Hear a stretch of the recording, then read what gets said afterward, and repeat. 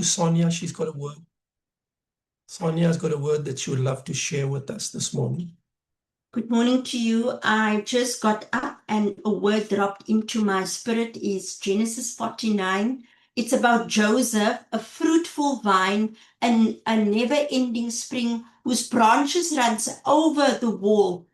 And it speaks about its roots are planted and established and anchored near a constant flow of a water source, a reservoir, an eternal flow that originates in Christ. So Joseph drew his strength from that flow, that throne room, Christ, and the eternal fountain, because Christ he is the Alpha, he is the Omega, he is the beginning, he's the end.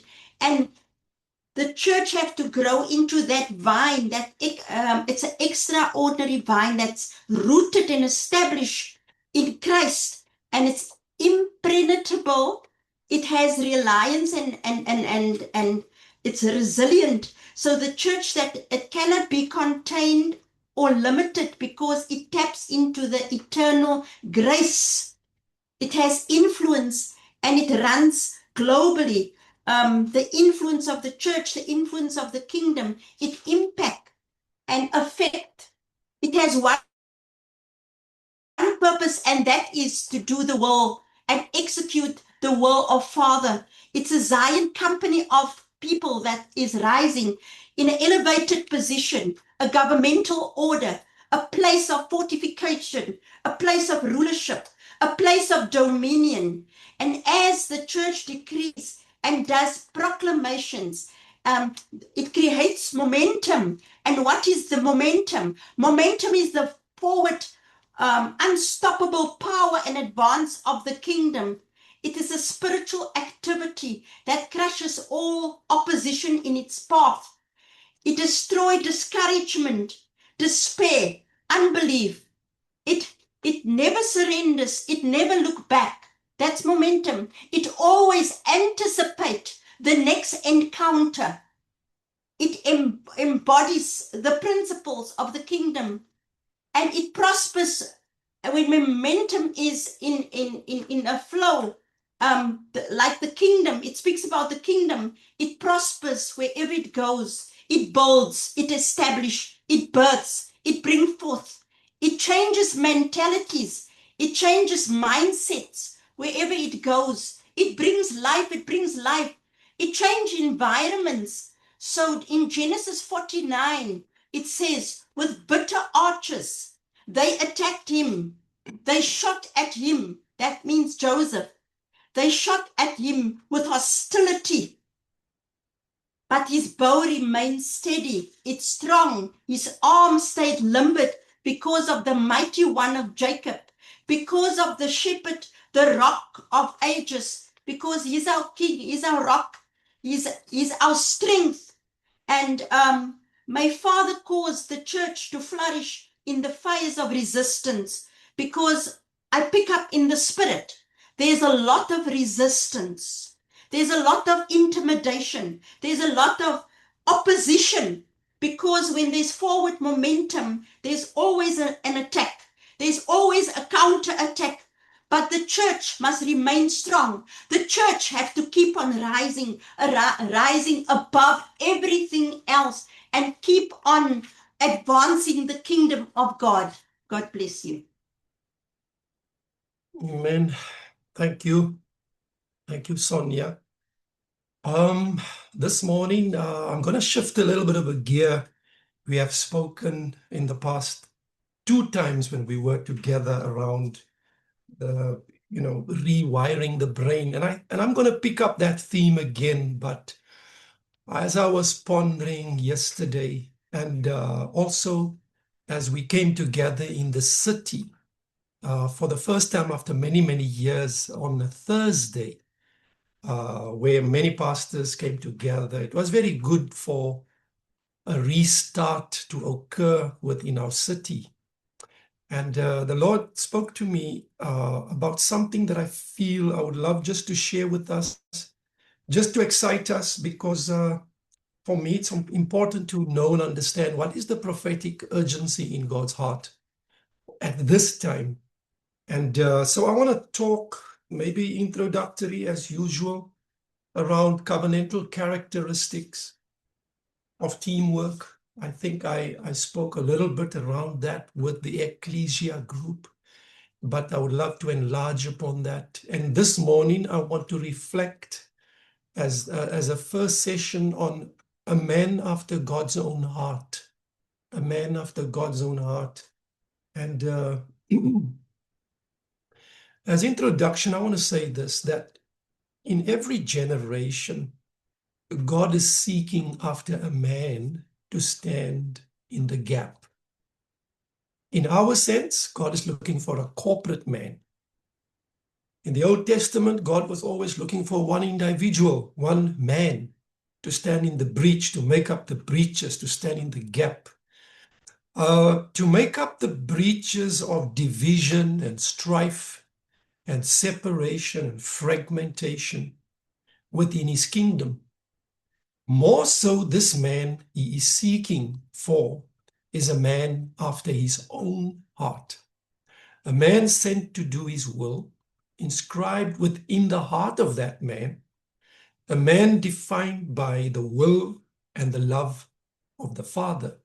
In the generation of the book of Acts, God founded this man in his corporate ecclesia, his corporate body, the carrier of his love, the carrier of his character, the carrier of his nature and his will and his anointing. And we are a member of such a body corporate, endowed with ability and grace and talents and gifts to bring supply and resource and provision for the effectual working of the entire body as it builds itself up in love. We've seen on Thursday in a very minute way how such a body can function within a city where men of God lay down their personal agendas and take up the agenda of the throne as the most imperative. And I believe that we are in such a day right now where God is calling his church into oneness. It's a word that is so vital. Ephesians in the NIV talks about unity, but I believe that the word oneness is a much better word to express what Father currently wants to do. He wants to bring his church into oneness. And so today I'm going to reflect upon some of these issues. Now, I want to, this morning, use the lives of two kings from history, Saul and David, and draw essential truth for our learning and admonition this morning. Today, I want you to see them, these two kings that existed in the history of natural Israel, that they are representative of an apostolic architecture. They are two systems of operation within an apostolic dimension. See them as apostolic figures representative of apostolicity within a global context. In other words, they reflect perspectives of originality, of the credible purpose of God, as we delve into their lives and extract principles out from their lives. But so I don't want you to see two men that used to live many, many thousands of years ago. But today I want you to see them as two systems of operation in an apostolic culture.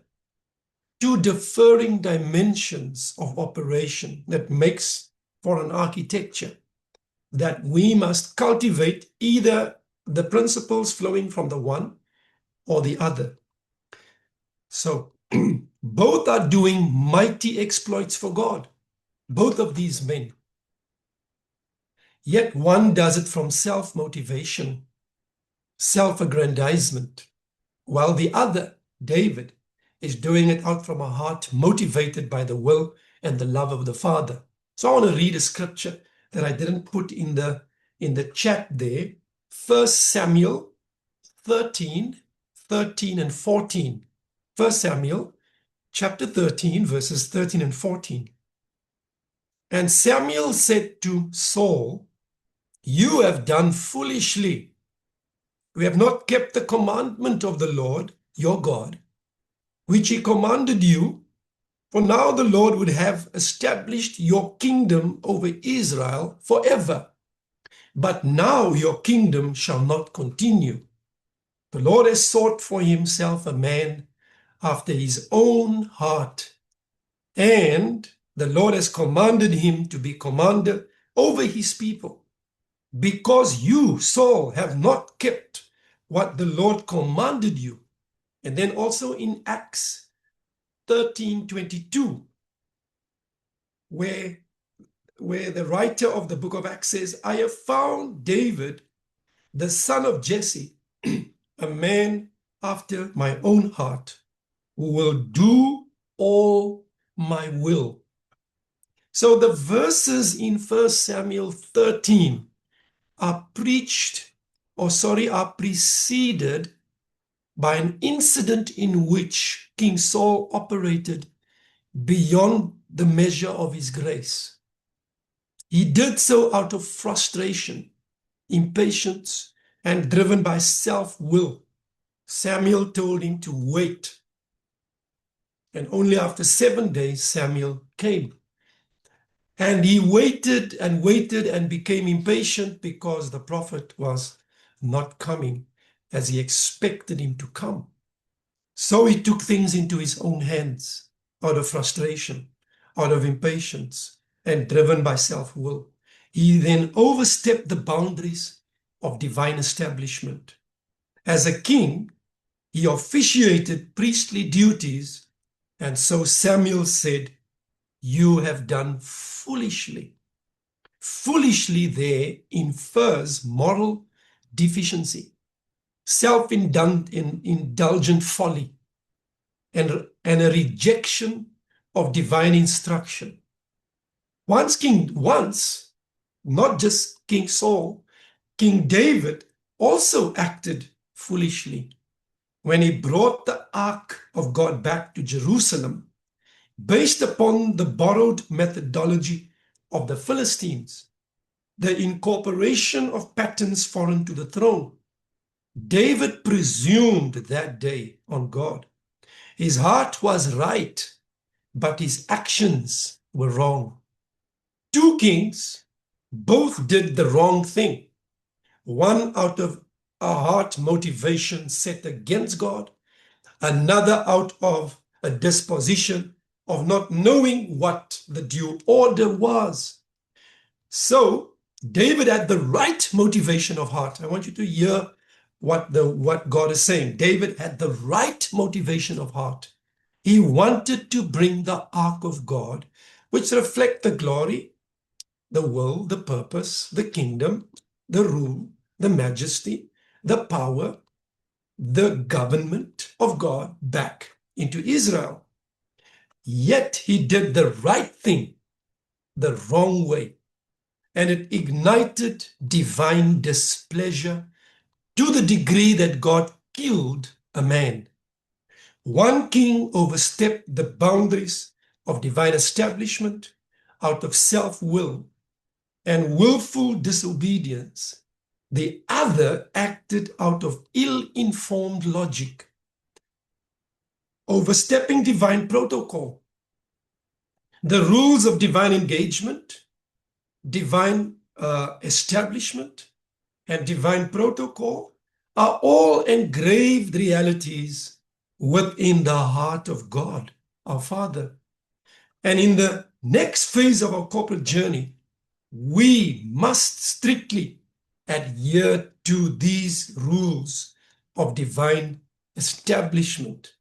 Father is now going beyond the correctness of our external activities to the inner core of our hearts, the correctness of the inward journey of Christ, in which the motives of our hearts define us. Hearts that must pulsate in the rhythm with that of our Father, synchronized with the throne to the exact frequencies of his heart of unconditional love, mercy, and acceptance of all without contradiction. Saul was an individualist. He operated many times alone, and he would give vent to what he wanted to accomplish for God in the kingdom. But David was a corporate man. David knew how to bring the tribes together in the place called Hebron, how to bring conjugal relationships together, partnershiping together with others that might have had strengths even beyond his. But he understood how to incorporate the strengths of others in one forward progression to establish God's will and God's kingdom within the kingdom of men. So, the Holy Spirit is not in the business of building a ministry. I want us today to cancel ministry, my platform, what I can do for God. That ethos we must now erase from our minds. God is not first building your ministry or my ministry, but God is after the corporate whole of what he wants to do territorially, within cities, within nations, and within the global perspectives of what the throne generates. So within all of that, God might lift up certain men, certain women, certain ministries to play vital ranking for function roles in the establishment of the corporate will of God globally.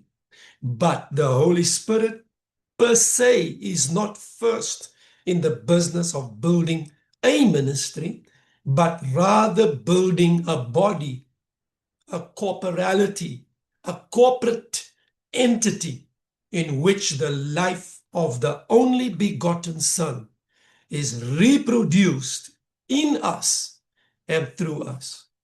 Now, 1 Corinthians 12, verse 12, states the following: just as a body, though one, has many parts, but all its many parts form one body, so it is also with Christ.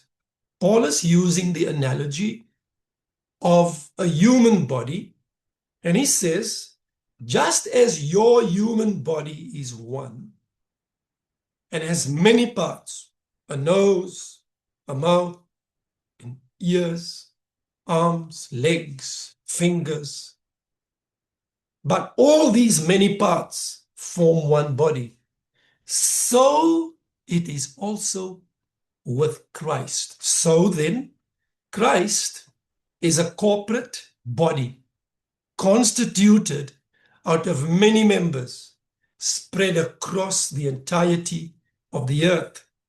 Emphasis here is not on the importance and the rank of one particular member, but the many forming one unified whole in which there is recognition and no competition.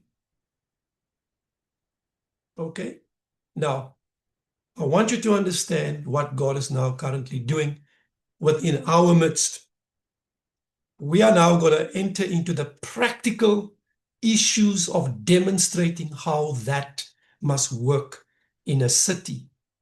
We have seen Thursday the beginnings and the initiation of such an event, but it's going to call from us that are here present, particularly in Port Elizabeth, to now come on board with me to build with other men and women from other cities and within this city for God, a city, I wouldn't like to use the word city church, but to rebuild, like Nehemiah, the gates and the wall that would bring immunity within the territory of this particular city, Port Elizabeth.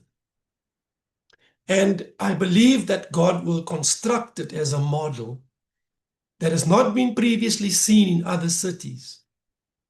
Remember that when I did the teachings on Mephibosheth, I didn't speak to you about an apostolic table. I didn't speak to you about a father's table, but a king's table. This is going to be a different setting, a different way of building within the corporate city of Port Elizabeth, my city.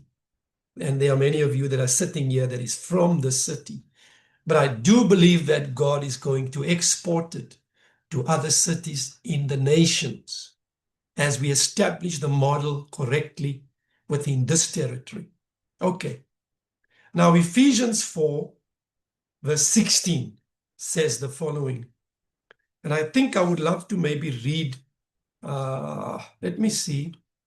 I want to read from verse 15 and 16. But speaking the truth in love may grow up in all things into him who is the head, who is Christ, from whom the whole body joined and knit together by what every joint supplies, according to the effectual working by which every part does its share, causes growth of the body for the edifying of itself in love. And another portion of God's word is found in 1 Corinthians 12 to 14. Just as a body, though one has many members or many parts, but all its parts form one body, so it is with Christ. For we were all baptized by one Spirit, so as to form one body, whether Jews or Gentiles, slave or free, and we were all given one Spirit to drink.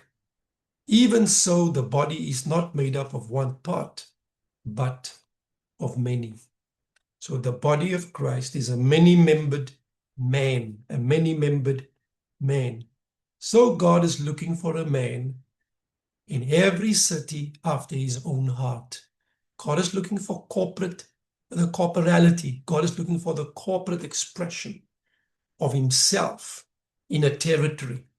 And that means that we need to find of necessity the other parts that we are joined to within a context, maybe within your city, within your territory, within your region or your jurisdiction.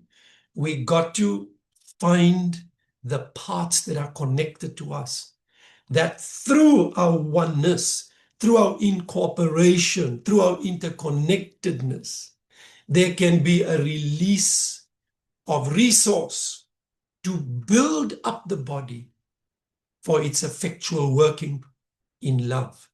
So I want you to see that this morning. That's the theme of what I'm introducing you to this morning. Now, let's just go a little bit further. So when we look at Ephesians 4, we see that it says that him who is the head, Christ, from whom the whole body joined and knit together by what every joint supplies, according to the effective working by which every part does its share, causes growth of the body for the edifying of itself in love, the edifying of itself in love. Wow. And I want you to see what Paul is saying to us here this morning. He says it is from the head, who is Christ, that the body is to be joined and knit together. You see, we cannot be knit and joined together by just being connected to an apostle or connected to a prophet or any of the fivefold. Our connectivity first is to him who is the head, right? Christ. That the body must be joined and knit together. In other sessions, I will go deeper into these words, to be joined and to be knitted. What does that mean? Now, another thing is that supply is within the joints. The joints. Here's a joint. It connects my forearm with my upper arm, and it makes it functional. So you can see that joints makes parts of the body functional. But the joints are really members of a skeletal structure, isn't it? When you look at your skeleton, it's in the skeleton where the joints exist. It's then covered with flesh. So when we talk about the skeletal structure, we talk about the word diorthosis. Diorthosis is the word reformation. The skeletal structure has got to do with orthopedics. An orthopedic surgeon works with the bone structure of the body. I always say that the body of Christ has got weak joints. When a man has got weak joints, they say he's got arthritis. There's an infection of the joints that it impairs movement of his body. And you can see it in his behavior. He doesn't walk upright anymore. He walks bent and crooked because there's no more flexibility in the joints. The joints, if it's affected and infected, brings, it's almost like causing the movements of the body to be inhibited. It can't move forward or do the work of a healed body, right? So I want you to see that when he talks about that the whole body is joined and knit together by what every joint supplies. He uses the word joint. It speaks about effective joining. Effective joining. These words I'm using here will be used now more and more in the church, especially in the apostolic component of the church, because this is where God is pushing things toward now, right? God is not first concerned about the externalities of our bodies, the external arrangement, whether it's a black body, a white body, a colored body, an Indian body, or how big the ears are, what color the eyes are. God is now concerned about the inward dimensions of the body, the skeleton that must bring movement to the external dimensions of the body. He's concerned about the joints.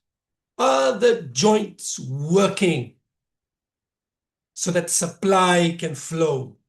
Supply must flow, right? But all of the connections, you can see that the head in a skeleton, all the other bones are connected to the head, right? So you have a neck that brings movement to the head.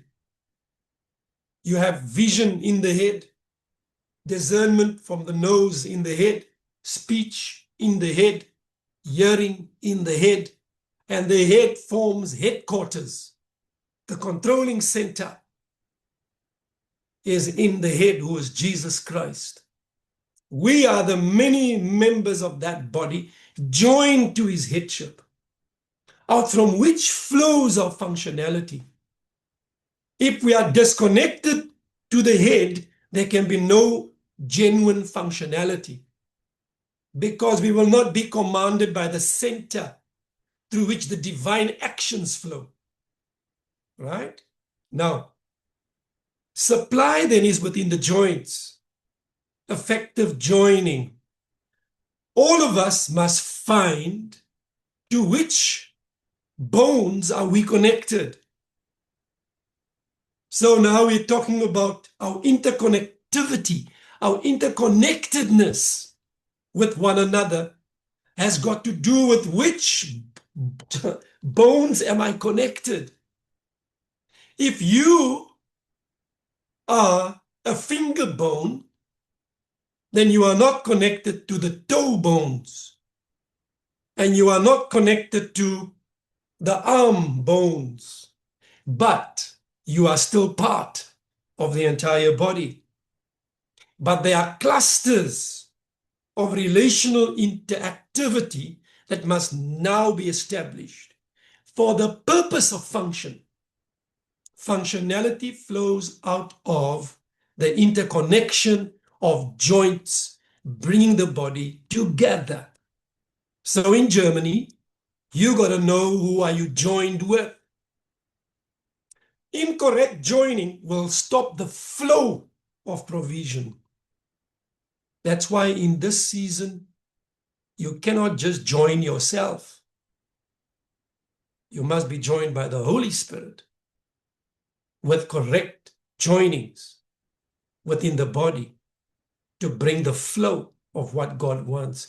There are too many people in the body misaligned because they joined themselves, because they were looking at the external arrangement of a ministry, that it looks externally well endowed with resource. It's got a beautiful building, ornated. It's got a powerful worship team. It's got big screen TVs and smoke machines and all the external arrangements that attract people.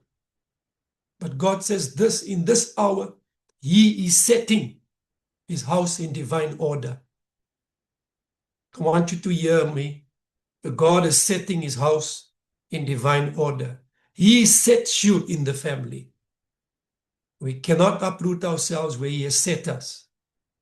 However difficult it might be in that grouping where God placed you. You might have your differences of opinion.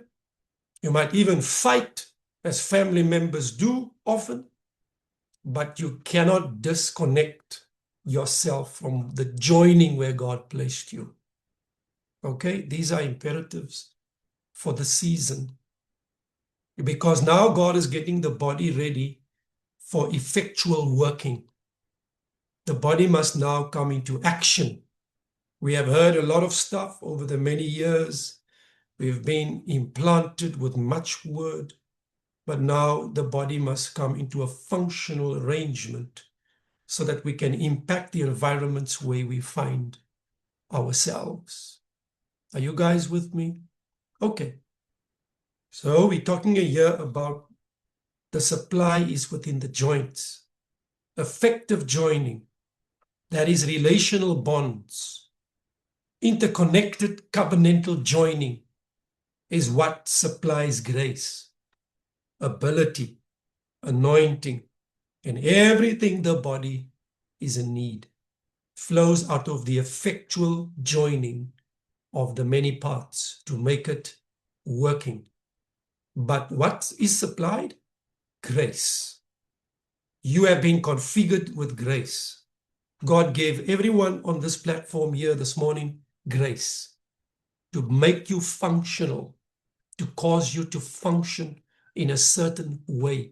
It is grace that causes you to function in a certain way. Paul said once in the book of Corinthians, as an expert builder, by the grace God has given me, I lay foundations as an expert builder. So God gave Paul apostolic grace through which he laid apostolic foundations. God might give you prophetic grace, evangelistic grace, pastoral grace, teaching grace, or the grace to have a generous heart, or a grace to be of service, or a grace to lay hands on the sick. There are many grace configurations in this huge body, and each one of us must play our individual parts interconnected with one another. A member in the body can't function individually alone by its own, by cutting itself off from the body. We got to recognize, even though the pastor down the road is not connected with us and joined with us functionally, that we must acknowledge that pastor by what grace God has given him, and the grace through his life is very important. And so we receive that pastor in the name of that pastor because he's part of the body of Christ. I think another problem with the body is that there is not due recognition given to the many members. And we will work through 1 Corinthians, not now. But one of the things God says there, he says that the effective working of the body is by which every part does its share. In other words, we are all shareholders in the grace of Christ. But that grace was given in multifaceted, separate vessels to keep it. But we can recreate his headship function by us flowing together in our grace configuration. Every part must does its share.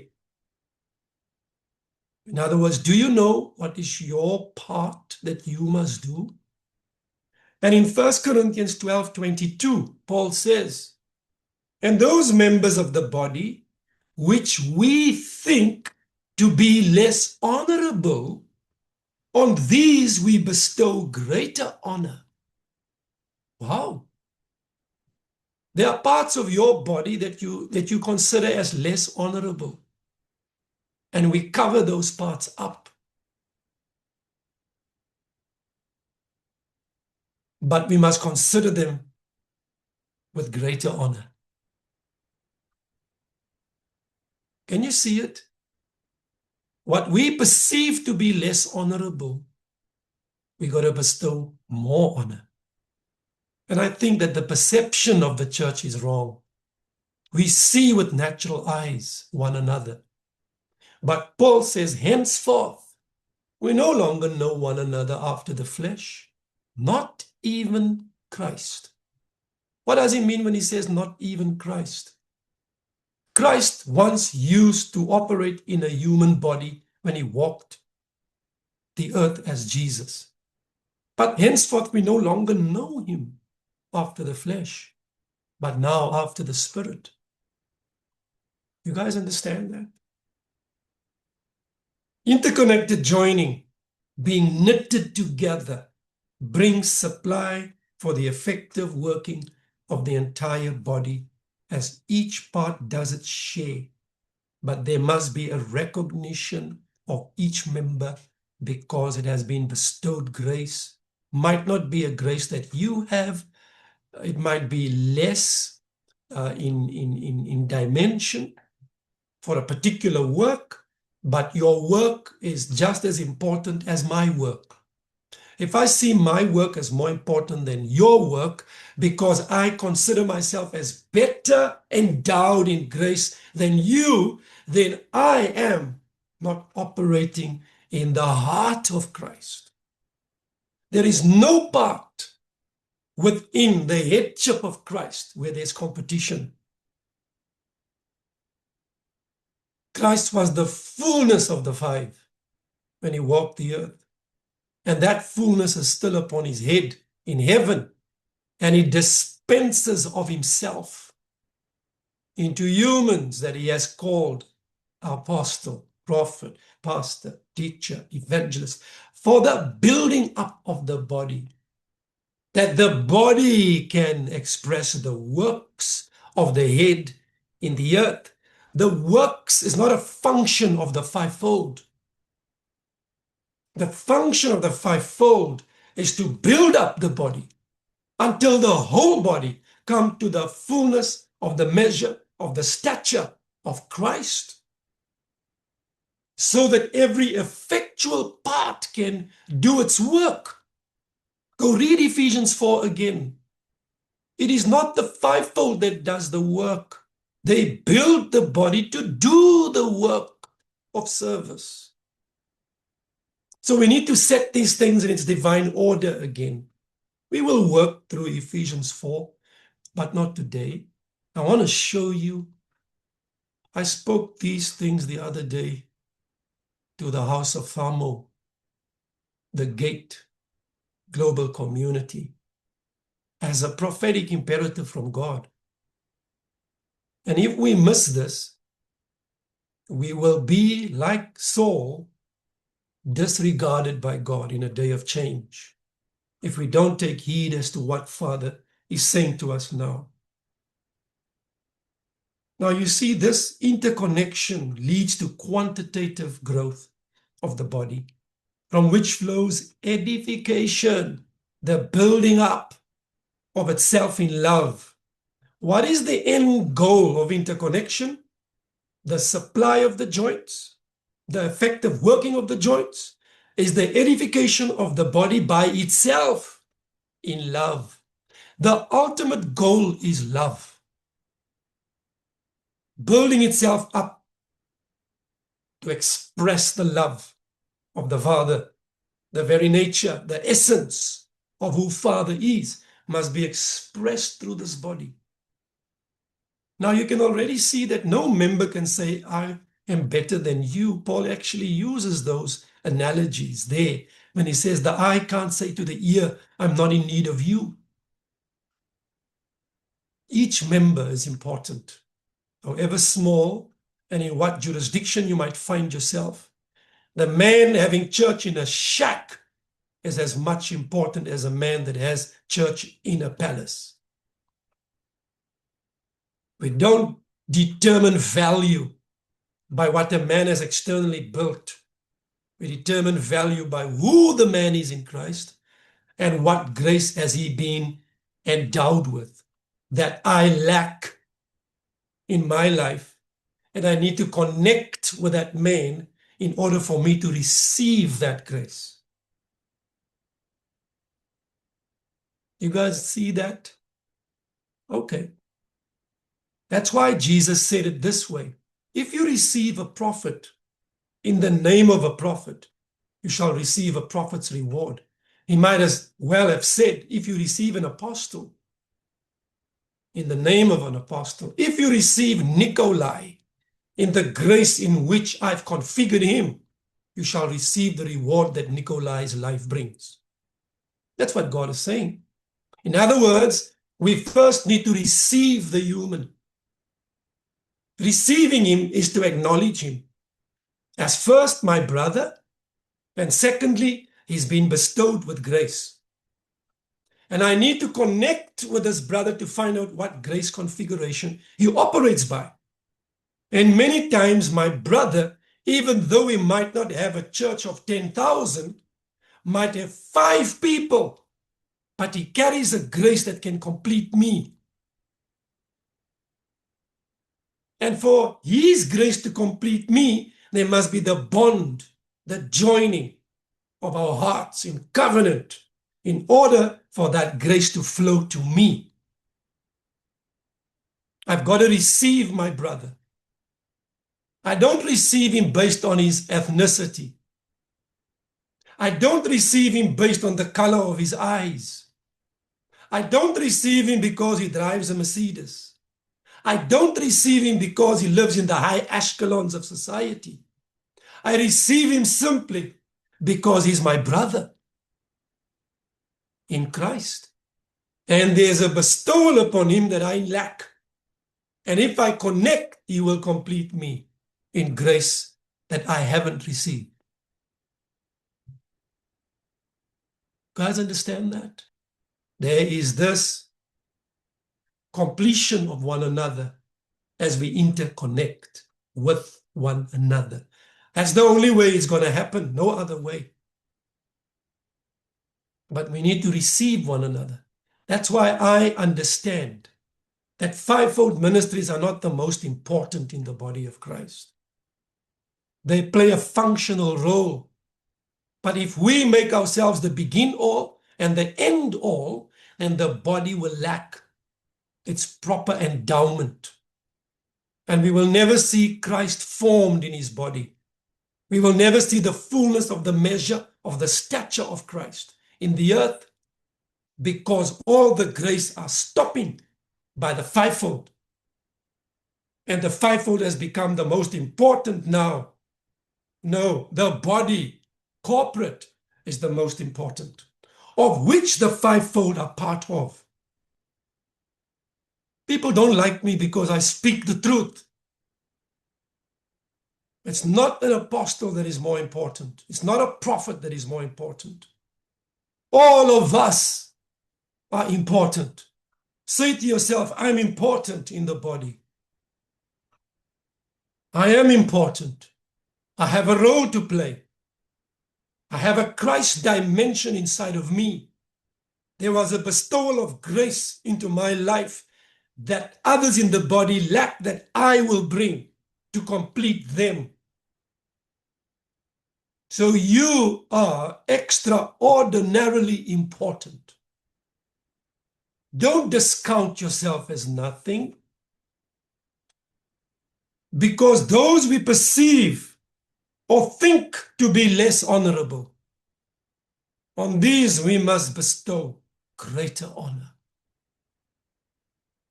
Honor is lacking in the body currently because we only uphold certain people in high esteem. But the Bible is so clear when it says you must esteem others higher than yourself. Okay, I think, brethren, I'm talking introductory to you here. I've not touched what I want to say to you. I'm just forming and framing my thoughts here.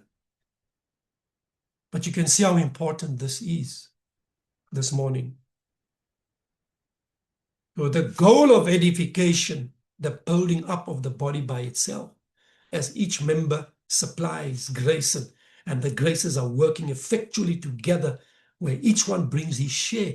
The goal of that edification is love as the lifeblood of the entire body. If you want to see the blood in the body, see it as love. The life of the flesh is in the blood. The very life of the Son made available to the entire body, and the outflow of it must be the life that flows into the world. God sees us together as a body, with each of us a joint with supply capability within that body. There are spiritual connections between us. The body as a whole can do nothing unless each one of its parts does its share. So we are shareholders of grace, through which supply flows to build up the body in love. Can you see that? King Saul, let's go back to Saul now. I'll pick up this theme again later in other parts of this ministry. Let's go back to Saul. King Saul missed the mark foolishly before the Lord when he officiated priestly functions as a king. He overstepped the boundaries of divine establishment. He extended his grace into areas where it was not allowed. And so God's purposes were inhibited, and God did not allow Paul to do that. As a king, he was not supposed to bring and officiate priestly functions. And so he overstepped the boundaries of his grace. And because he overstepped the boundaries of divine establishment, divine protocol, and divine engagement, he lost his kingdom. If he failed to keep the Lord's commandment, what is that? The established divine parameters within which his kingship had to function. The established divine parameters within which his kingship had to function was overstepped. He went over the boundaries of what his grace would allow him to do in the kingdom. And remember, it was God that called him. It was not just that Saul sinned. The sin came from a heart out of sync with that of God. Therefore, God promised to take the kingdom away from Saul and his family. It wasn't just taken from Saul. It was also taken away from his family.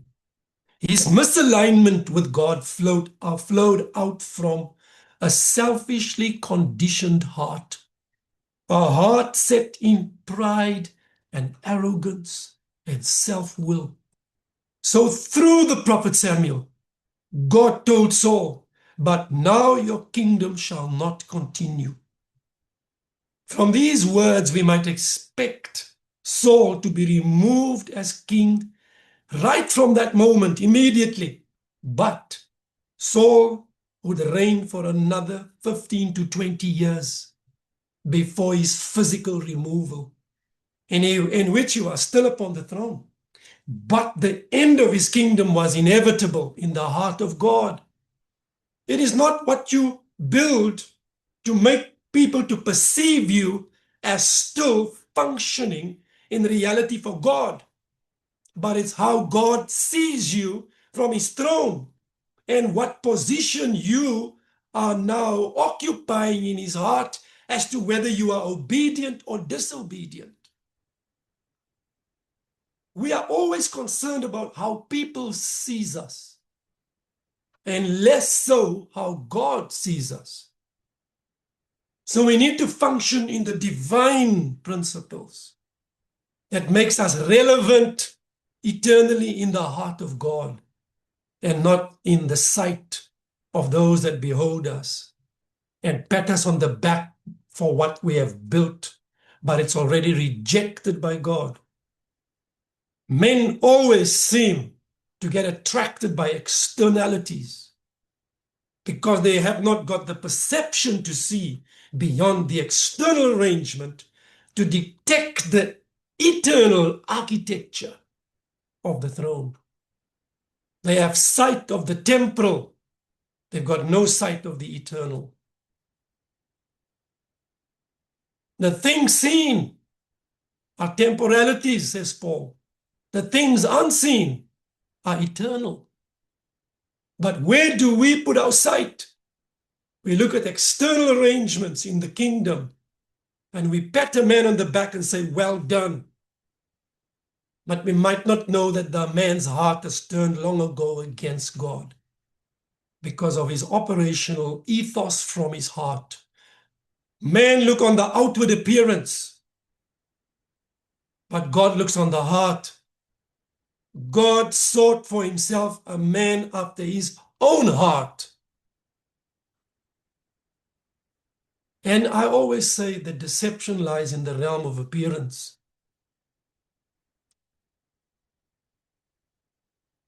I want to bring this to close now with a few thoughts. So we could have expected that God was going to take the throne immediately away from Saul, but he didn't. He allowed Saul's reign to continue. There was a man sitting on the throne, not having found in God any delight. His relevance was no longer in the heart and mind of God, but it was by the external dimensions of his throne in which his pride was sort of like projected. Look at what I have done. Look at my ministry. Look at how powerful I have built. I have got 1,000 sons in the earth. As if that impresses God. God is not impressed by our external activities. God is impressed by the condition of our hearts. He's looking for a man after his own heart. Okay? The Lord will allow certain ministries to continue today until those who must replace them has matured to take their place. There's a maturing of that which is invisible right now, that which seems to be out of character with what is currently happening in the apostolic. There are men that are laying low, and I know many of them. There are men that is not seen right now. They might not be seen as valuable right now. They are out of sight. They are in the hand of the master, forming them in the crucible of suffering, away from everybody else, at the backside of his own Mount Horeb. He's been formed and fashioned. And there are many of us like that, being formed and fashioned and being readied while Saul is on the throne. He's waiting patiently. God is waiting patiently for a heart to be formed in a corporate man that is after his heart.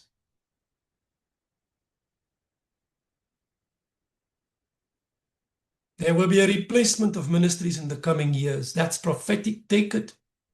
There will be a replacement of ministries in the coming years. What is God waiting for? He's waiting for a man, a corporate man after his own heart. The issue with Saul was more significant than an incident of serious misalignment. The issue was is he a man after God's own heart in his functionality? What does it mean to be a man after God's own heart? And as I end, I want to give you a quick comparison between these two men, David and Saul. A quick comparison of two apostolic systems in the earth currently. Saul was more concerned with his own will than God's will. David knew that God's will was most important.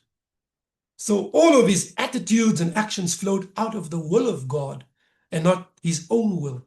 Like Jesus said once, I've come to do not my own will, but the will of my Father who sent me. I want you to see that all sin or all missing the mark is in relation to God. And it is a willful disregard of God. David's misalignment,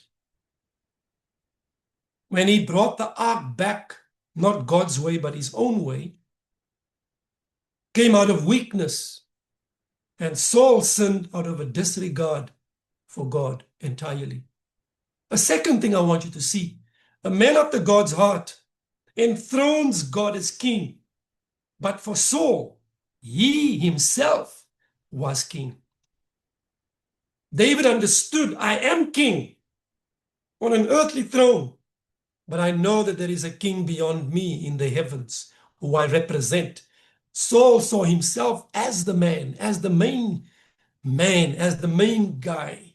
I am the king. All of you are my subjects. A man after God's own heart, the third thing, has a soft, pliable, repentant, and forgiving heart. A fourth thing, a man after God's own heart loves others. He's all-inclusive. He's covenantal. He's interconnecting and recognizing the grace in others. Saul became increasingly bitter towards other people. And he lived more and more unto himself as an individualist. His rank as king outweighed a cooperative, interconnected building ethos within his kingdom. Every war effort and strategic action that Saul took were for the entrenchment of Saul and his empire. His personal signature was engraved upon all of his work.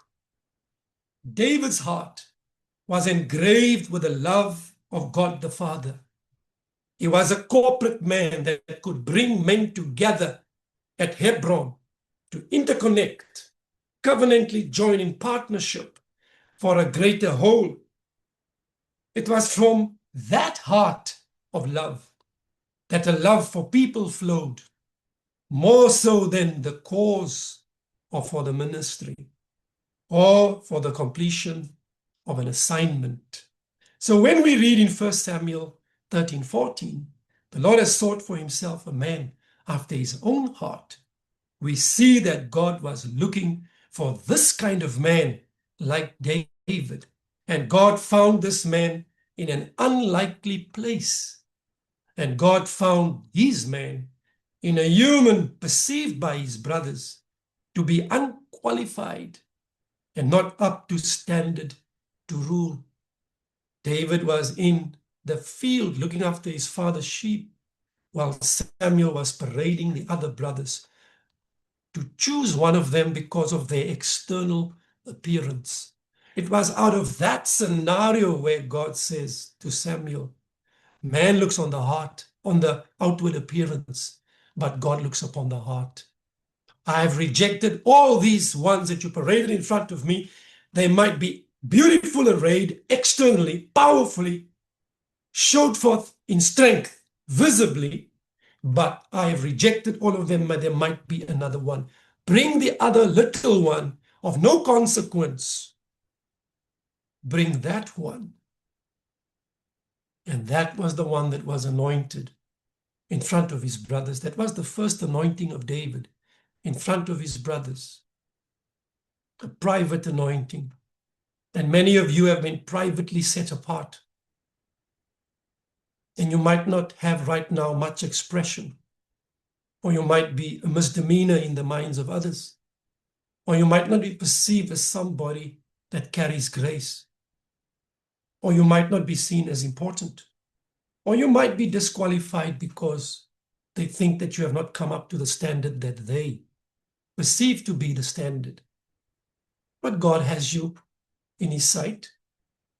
God has anointed you, appointed you, but you are in waiting for Saul to be removed. Okay, as I end, this story is an historical template, but with significant spiritual architecture for our forward-moving momentum. The Lord is always looking for such a man after his own heart. However, today, a corporate man company is looking for a company with hearts of love, hearts of acceptance of others and the weak, and those that are marginalized, those on the periphery of life. A man with a heart of mercy and celebration of every member who constitutes the divine makeup of a corporate man in Christ in the earth today. That is what God is looking for. The trajectory of apostolic momentum works in synergistic propulsion with prophetic accuracy. I want to say that again. The trajectory, in other words, the movement forward of apostolic momentum works in synergistic propulsion and relationship with prophetic accuracy. And the final destination of this forward movement is full stature in Christ. It's not the work of an apostle that is in view. It's not the work of a prophet that is in view. But what is in view, this forward moving momentum, is full stature of the entire body in Christ. The measure of the stature of the fullness of Christ is what God is after. So our trajectory is defined by the line of corporate spiritual motion, which can be influenced by forces of resistance and opposition. However, this forward moving momentum is propelling us to our corporate goal, in which the life of the only begotten Son is made available in his corporate body, his many-membered body of his anointing, for a world in disarray, for a world that is crying out for an evangelistic thrust to bring back every man to bended knee. Every knee must bow, every tongue must confess that Jesus Christ is Lord, to the glory of God the Father. But that will only happen when a body functions corporately, together in recognition of one another and moving forward progressively, pulsating through our hearts the love of the Son, the life of the Son, to bring the people of the world to a place of bended knee. Without this, the world will go on in its sinful state, and the church will keep on with its humdrum, but we will not bring in the final harvest as God wants it to come in. God bless you, and thank you for listening to me again this morning.